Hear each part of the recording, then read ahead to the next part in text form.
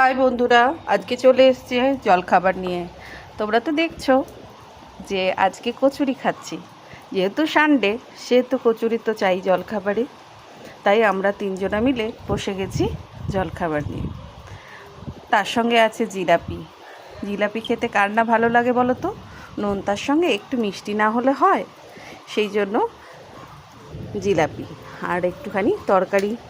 কি সুন্দর তরকারিটা দেখো, পনির দেওয়া আছে, ভীষণ ভালো, খুব টেস্ট। আমার মতন কে কে আছো যে জলখাবারে কচুরি পছন্দ করো? আমার তো ভীষণ ভালো লাগে।